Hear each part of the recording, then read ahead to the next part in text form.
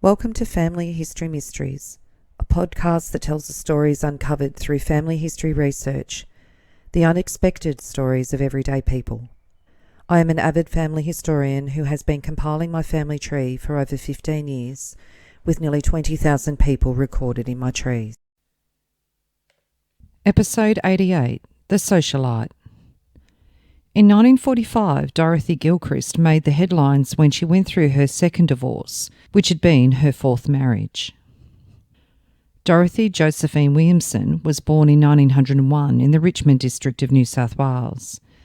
She was the youngest of 6 children, of James Henry Williamson and Emma Archer. Dorothy married Virgil Gavin Riley when she was 17 and Virgil 26 on the 6th of April 1918 at the Central Methodist Mission in Sydney. Virgil had been born Virgilus Gavin O'Reilly in Creswick, Victoria. He was a newspaper artist at the Daily Telegraph and seemed to use Virgil Riley on all formal documents after his birth. Dorothy and Virgil had 4 boys. The eldest boy was Gavin John Riley, born in Sydney in May 1920. Gavin was educated at Scots College and he enlisted in World War II on the 26th of June 1940 at the Sydney Town Hall. He died on the 19th of December 1942 in Papua New Guinea. He had married Heather Parry Fullwood at Wallara in New South Wales prior to his enlistment in May 1942, and he'd been a clerk in a stockbroker's office. There was an article outlining his death on the 9th of January 1943. New South Wales artist son killed. Gavin Riley, 21, eldest son of Virgil Riley, a well-known Australian artist, has been killed in action in New Guinea. He was killed in an ambush near Boona, from which only 5 of his mates escaped. There was a follow-up article on the 18th of October 1943. Young diggers sacrificed to save his mates. Badly wounded by machine gun fire while attacking a Japanese strongpoint in New Guinea last year, Trooper Gavin Riley, 21 AIF, killed himself to protect his mates. Riley, who was the son of Mr. Virgil Riley, a Sydney newspaper artist, pulled the pin from a hand grenade and then placed the grenade under his body when he saw his companions risking certain death to rescue him. Soon after Riley's death, his mates told his father in letters that he had died from a sniper's bullet. Now they have written to Mr. Riley giving the facts, which he has confirmed from other members of the unit. The letter states, on December the 19th, while moving in an attack to enemy perimeter, Gavin was badly wounded by machine gun fire. Seeing him fall, some of the lads yelled out that they were coming in to get him. Although mortally wounded, Gavin sang out that he was done and not to attempt to rescue him, but they continued to crawl towards him. Realising it was certain death for them, Gavin did a thing that marked him forever as a gallant, courageous man and a hero in the true sense of the word. His example of self-sacrifice was an inspiration to us. You, his father, should be proud in the knowledge of his glorious act. Their second son, Terence James, was born in Randwick in February 1922. He also enlisted in World War II on the 24th of July 1942. He was a clerk as well at the time of his enlistment. He served in Papua New Guinea from October 1943 to May 1944. He was involved in a motorcycle accident whilst on duty and had fractured his femur, and as a result was medically discharged in January 1945. He married Frances Mildred Latter in July 1943, and he was a sapper at the time of his marriage and in the AIF. And they were married at St Canice's, Roslyn Gardens. The bride first met the bridegroom when he was a patient at the 114th Australian General Hospital, where she was nursing. They divorced in 1951, and he then married Marcia June Martin in 1953, and then married a third time to Philippa Ruth. He died in March 2004 in Queensland, aged 82. Their third son, Jarvis Miles Riley, was born in 1926, and he died at the age of 18 in April 1944 in Windsor, New South Wales, as a result of a car accident. And there was a small article outlining his death. 3 youths die in New South Wales crash. 3 young men lost their lives when a car got out of control and overturned at the Wiseman's Ferry Road near Windsor. They were Brian William Williamson, 20, Norman James Everington, 20, and Jarvis Mills Riley, 20, of Edgecliff. Riley and Williamson were cousins and employees of the Sydney Sun. The fourth boy, Fabian Virgil Riley, was born in 1928 in Sydney. He married Velma Hazel and he was a technician in the Postmasters General's Department and was a salesman in 1950, and he died in March 2020, aged 92. So out of their 4 sons, 2 of them survived into older adulthood. Dorothy and Virgil were living at Darling Point in 1928 and Edgecliff in 1930, and they divorced in December 1933. On the 21st of August 1933, there was an article titled "Artist Petitions for Divorce." Wife, married at 17, was his model. Virgil Riley, black and white artist, better known by the nom de plume of Virgil, in a petition filed in the divorce court, seeks a divorce from his wife, Dorothy Josephine Riley. Fordyce Wheeler, director of Associated Newspapers Limited, advertising manager and well-known Sydney businessman, is named as co-respondent. Riley also claims £10,000 damages and petitions for the custody of all 4 children of the marriage, all boys ranging 12 to 5 years old. According to the petition, the couple were married on the 6th of April 1918, and his wife was 17 at the time of the marriage and was his model for years. An application for alimony made by Mrs. Dorothy Josephine Riley was yesterday mentioned.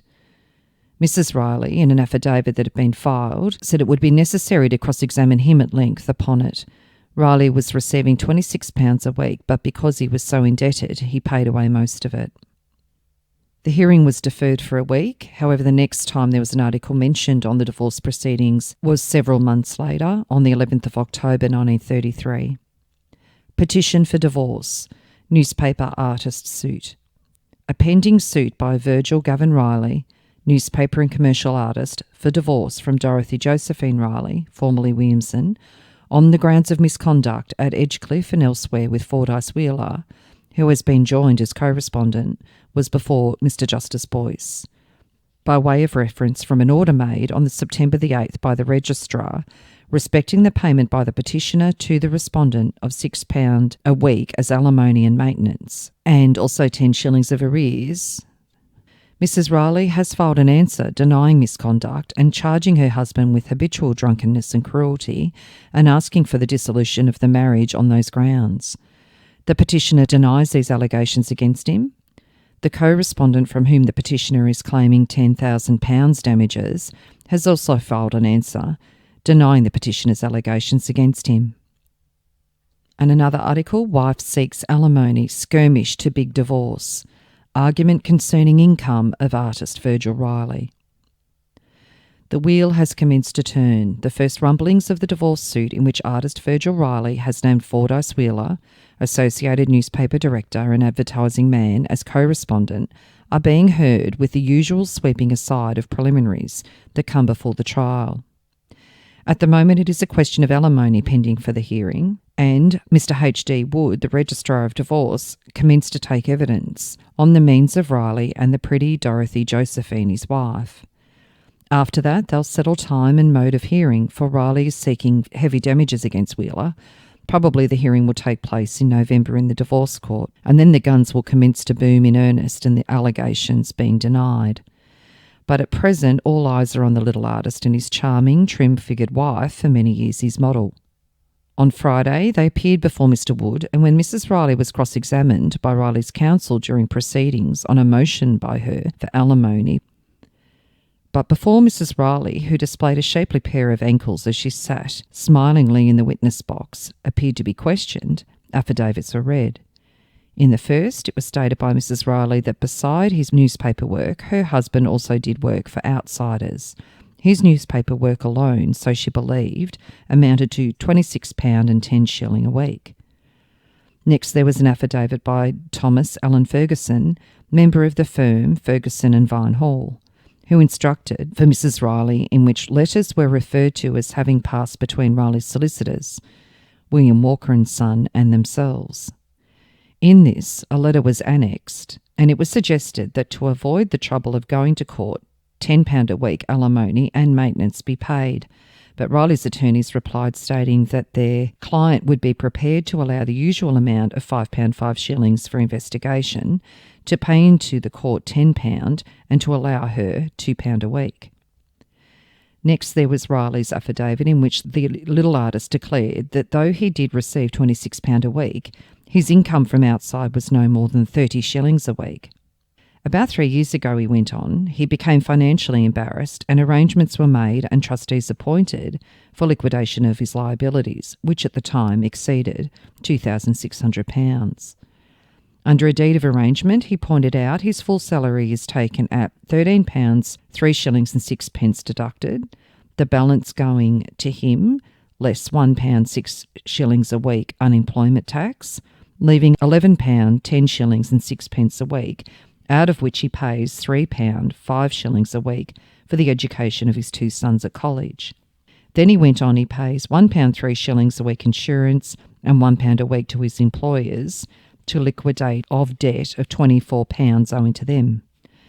The remainder he used for living, and so under circumstances he contended it would be impossible to pay his wife more than £2 a week. In conclusion, he stated that his wife told him that she was working for the Australian Women's Guild of Empire at a salary of £4 a week, while he added that he had no ready money available.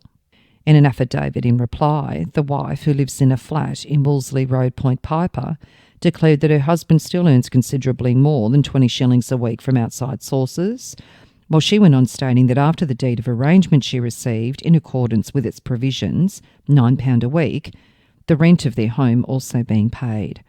However, she alleged before many weeks had passed, the payments became irregular, and in answer to repeated requests by her, she was informed that Riley had been in and collected the money that should have been paid to her. Following that, she arranged that the money be paid to her credit in the bank, but on several occasions no money was paid. The young woman then denied that she told him that she was receiving £4 a week from the Australian Women's Guild of Empire, but stated that she informed him that she was hopeful of earning £3 or £4 a week. She was to be paid commission on advertising and subscription obtained by the League's magazine, but could get no ads or renewals of existing contracts. I have not earned anything at all from this source, she added, declaring that she is now given up the position. Mr. Tooze announced that they had been asking for particulars of the allegations and hadn't yet got them. "We will supply you with particulars that will shock you," replied Mr. McClemens, appearing for Riley. Wearing a tightly fitting black hat and a bunch of violets on her brown fur coat, Mrs. Riley, with her fingernails reddened according to the dictates of fashion, entered the witness box and told Mr. McClemens that she had no income or property of any description. The young woman also said that when she left home she had £4, 10 shillings, and in answer to further questions, said that when she left home she went first to Mr. Ferguson's office and then to the Lapstone Hotel, where she stayed for nearly 5 days. Mr. McClemens asked her, "You went there in a motor car, didn't you?" Whereupon Mr. Tooze immediately objected, but after some argument she said she did go in a motor car.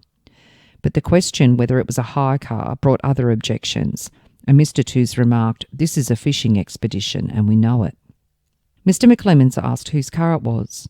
Another objection, and Mr. McClemens made the observation, "I am not asking if she committed adultery. I am not going to."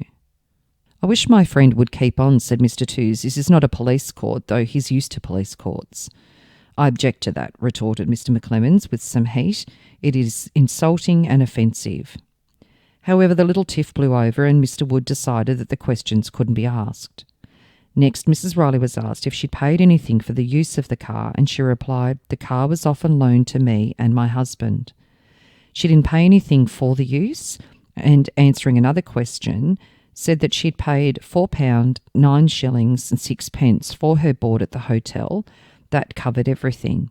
Next, she stayed at Clifton Gardens Hotel for 2 weeks, but couldn't remember what she paid, although one receipt was for a little over £7 and another a little over £9. Where did she get the money from? Mr. Tooze objected to a question on that line, but her answer came sweetly, "From her brother."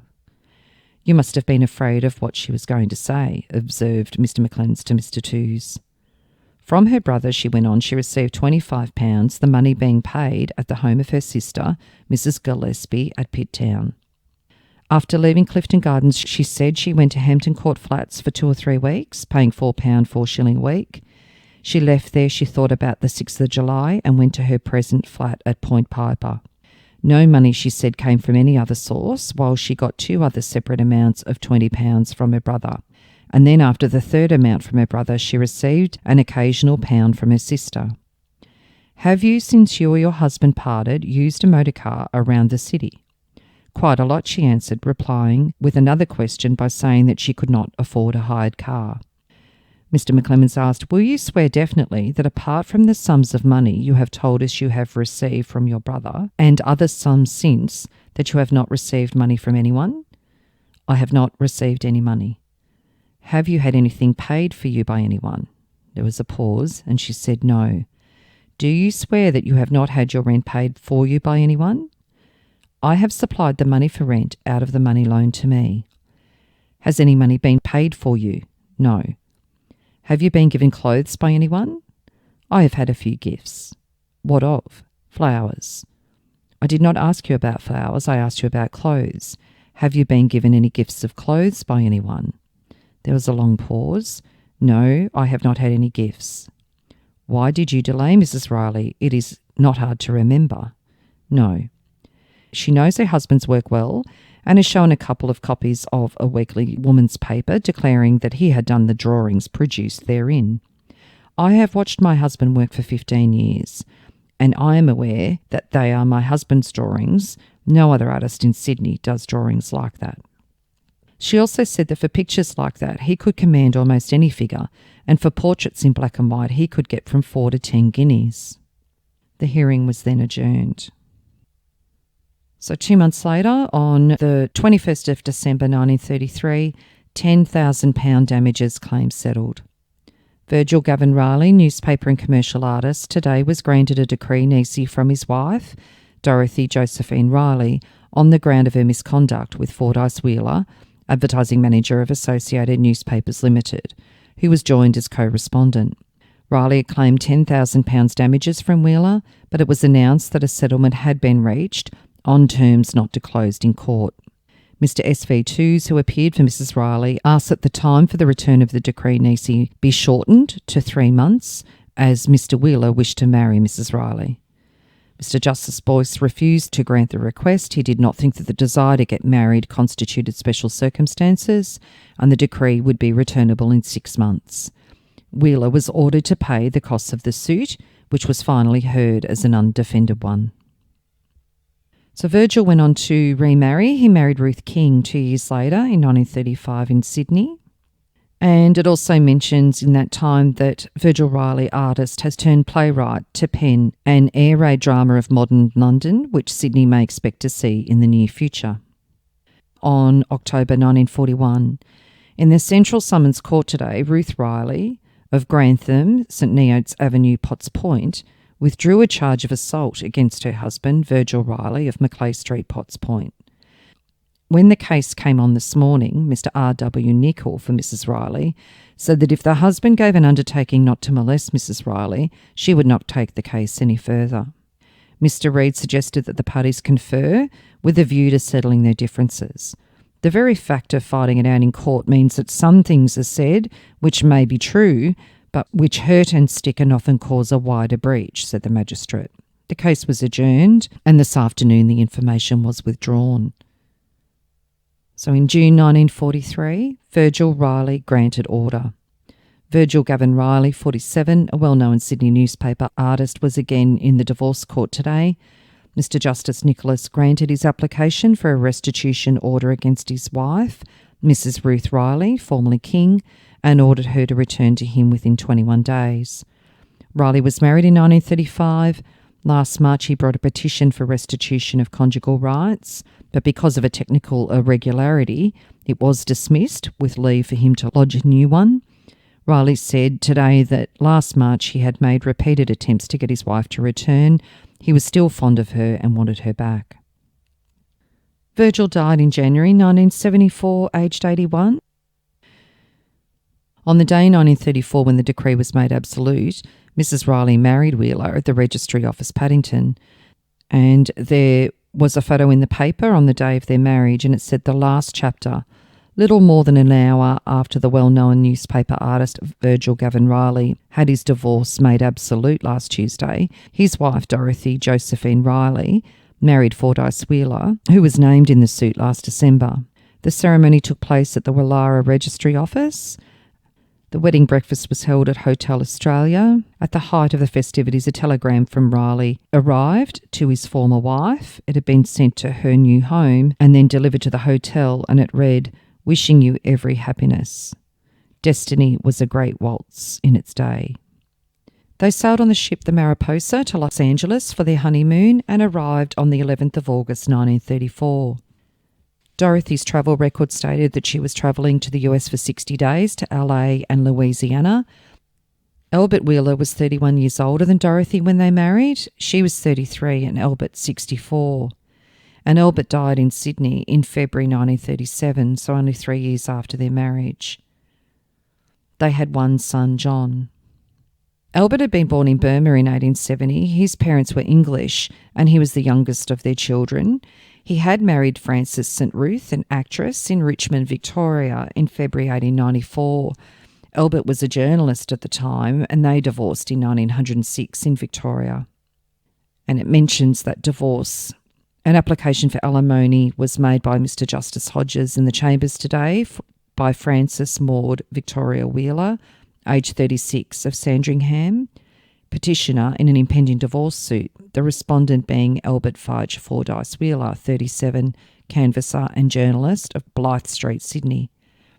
The petitioner alleges that the respondent was guilty of misconduct with Mabel Gorrie at Evans Street, Hunters Hill, Sydney, and at other places in New South Wales and Queensland.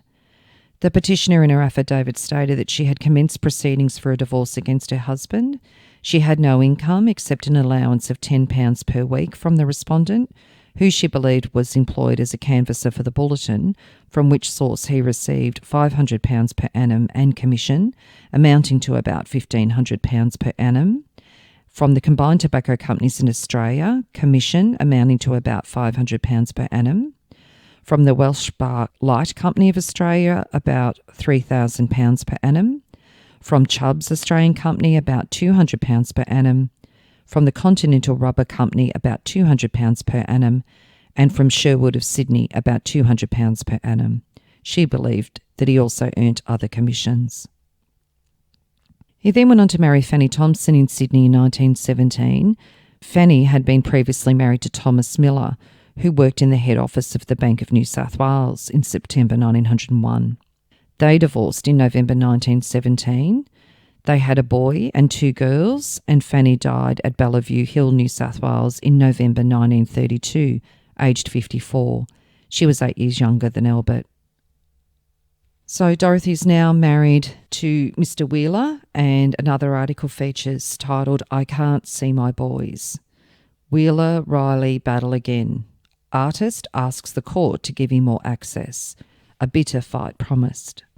It is almost 2 years now since the well-known black and white artist Virgil Gavin Riley, plain Virgil to his public, lost his pretty wife who preferred wealth and luxury, committing adultery with Fordyce Wheeler. And within an hour of the divorce decree won by Riley being made absolute, she became Mrs. Fordyce Wheeler. In the meantime, Virgil himself also remarried, but it would appear, judging by an application made on his behalf before the judge in divorce last week, that the last has not been yet heard of Riley's disastrous union. Virgil declares now that his former wife is not playing the game as regards to the agreement drawn up between the parties concerning access to the 4 Riley boys. He alleges that attempts are being made to prevent him from seeing them. On his behalf, it was stated to the judge that he has to wait out the side of the gates of the Wheelers' luxurious home in Trelawney Street, Wallara, and at times his request to see the boys has been rejected.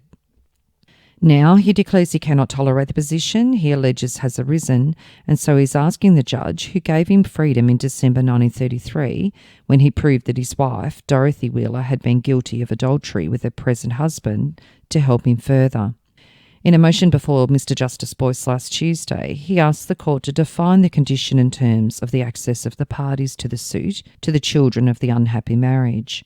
Further, he wants Thomas Allen Ferguson, his wife's solicitor, during the divorce proceedings, which unexpectedly at the last minute were not defended by Wheeler or Mrs. Riley, removed from the position of co-guardian. Under the terms of settlement of Virgil's damage claim, 2 guardians were appointed. They were Mr. Ferguson and Mr. Ronald Bruce Walker, a solicitor for the artist. The 2 men of law were left the task of seeing that the conditions of access were carried out and generally acting as they thought best in the interests of the children. As an alternative to Mr. Ferguson's removal, asked Riley, he wants his boys placed under the protection of the Supreme Court. Then Mr. McClements took his turn. Firstly, he made the startling charge that Virgil had been watched by private detectives employed by Mr. Ferguson, and then he went on to say that in evidence at the divorce hearing that had shown Mrs. Wheeler had been a good wife and mother until she met Wheeler. The barrister referred to a letter in the affidavits and declared it had been written by Mr. Ferguson to the headmaster of the school the Riley boys attend, and that it contained this passage. "I shall be glad if you will note that I do not desire any of the children to be taken from the school unless and until I notify you that I am satisfied as to where they will be taken to sleep and in whose care they will be." Wheeler's present wife lived flagrantly with him at his home of luxury before the decree nisi was granted, dramatically declared Mr. McClements. Now the 2 youngest boys are with the co-respondent and their mother. Mr. Riley found it difficult to see his boys. Since the 23rd of December last, he has only had the youngest, Fabian, with him for an hour. He has had to call at the home of the co-respondent and send one of the youngsters in to bring his brothers to him while he waits at the gate. Generally, his request has been rejected. And Mr. Tooth said the youngest boy is always ready and sent to the gate. And the judge said that is not a very pleasant thing either. Mr. Tooth said no objection has been raised in the past. It was the only way to carry out the arrangement. After Mr. McClements had referred to Fordyce Wheeler as a moneyed man 30 years older than his wife, the judge said that he was not concerned with that. Then Mr. Tooth took up the attack. He alleged that at Christmas time, Virgil had taken 2 of the children outside of the jurisdiction of the court to Melbourne. Their mother was frantic. She didn't know where they were. Mr. Justice Boyce said, and that was not the proper thing to do either. Mr. Tooth protested against wild statements being made by Mr. McClements and said his brother barrister should have put his remarks in an affidavit. In the Sydney Morning Herald on the 27th of February 1937, it was announced Fordyce Wheeler's death.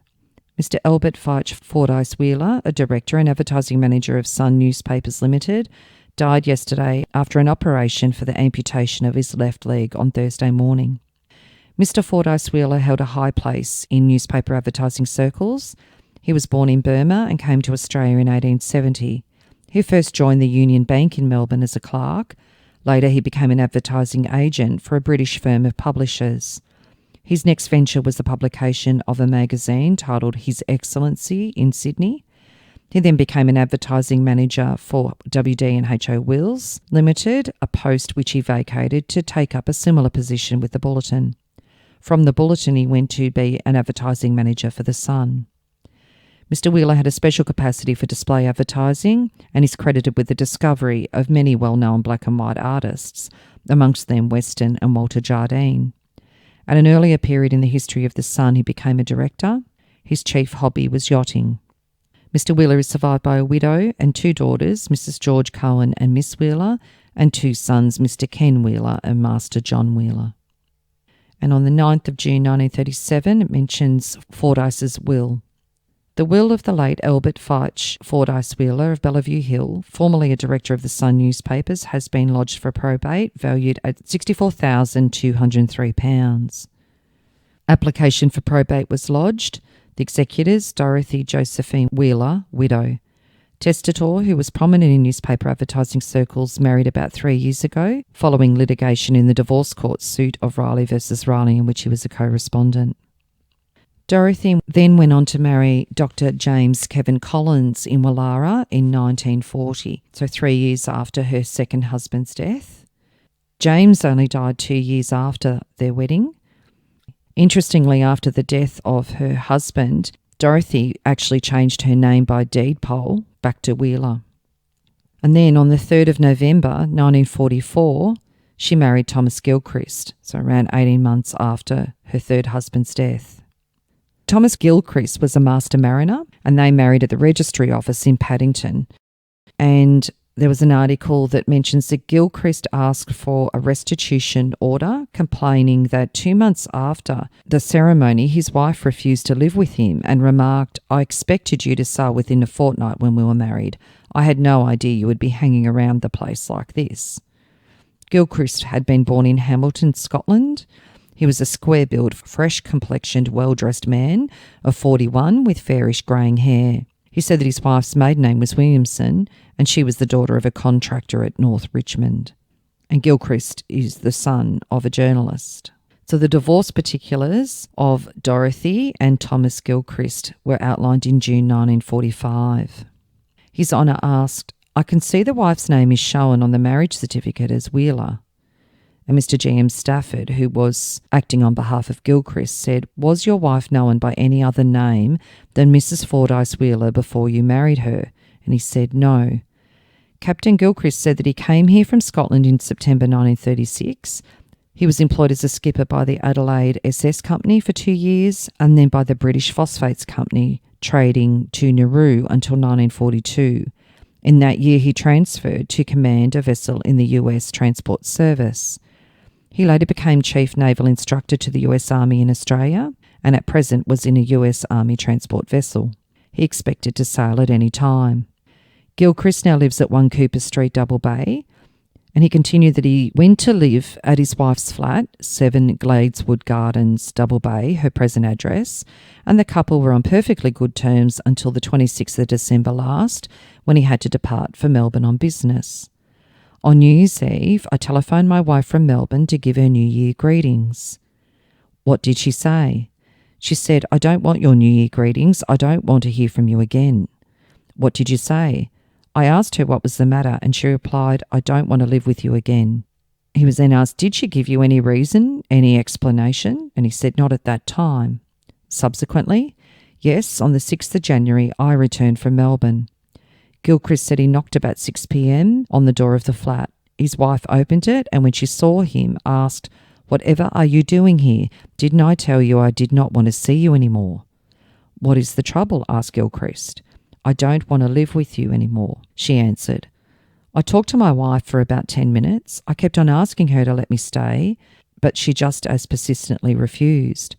As I was leaving, I asked her where she expected me to live and she said, "I don't care where you live." Gilchrist said he telephoned his wife early the next day and asked her whether she had changed her mind about living together, and her answer was an emphatic no. Then he said, I asked her, "What is the trouble?"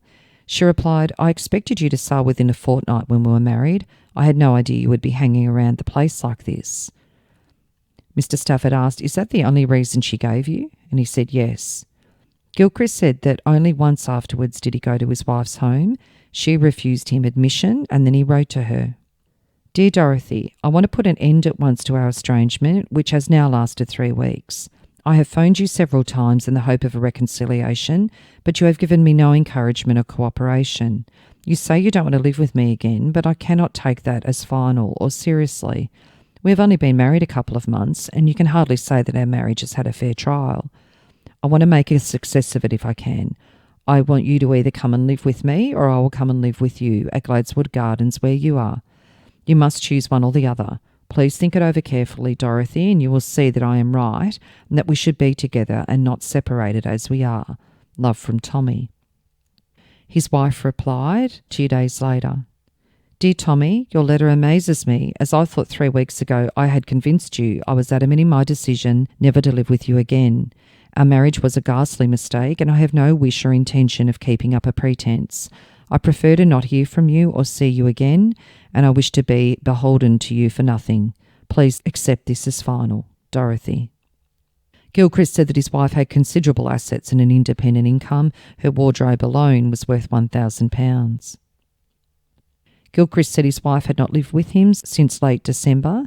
He had given her no cause to separate from him, and he sincerely desired her to return to him. The judge said apparently the lady thinks that the chief virtue in a sailor lies in him being absent most of the time from his home. And it said the trouble seems to have been that the husband was unexpectedly around too much. Mrs. Irene Daphne Butler of 1 Cooper Street, Double Bay, said that since January the 6th last, Gilchrist has lived alone at the address.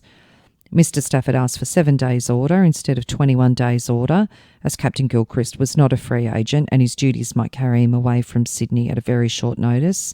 However, this was refused. So 2 months later, in August 1945, an article titled "Rich Woman Has Had 4 Husbands and 2 Divorces." Mrs. Dorothy Josephine Gilchrist, 44, has been married 4 times. She has been twice widowed and twice divorced. The second divorce took place recently in Sydney when Mr. Justice Roper granted her husband, Thomas Gilchrist, Master Mariner, a decree on the grounds of her failure to comply with a restitution order. Mrs. Gilchrist, née Williamson, first became Mrs. Virgil Riley, and Riley divorced her in 1933 on the grounds of adultery with Albert Fordyce Wheeler. She then married Wheeler, who died in 1937. Her third husband, Dr. Kelvin Collins, died in 1943, and she married Gilchrist in Paddington last year. And then 5 years later, on the 8th of April 1950, stole jewels worth £500 in Sydney. Thieves who ransacked the flat of Mrs. Dorothy Josephine Gilchrist of Gladswood Gardens, Double Bay, on Thursday night stole jewellery worth £500.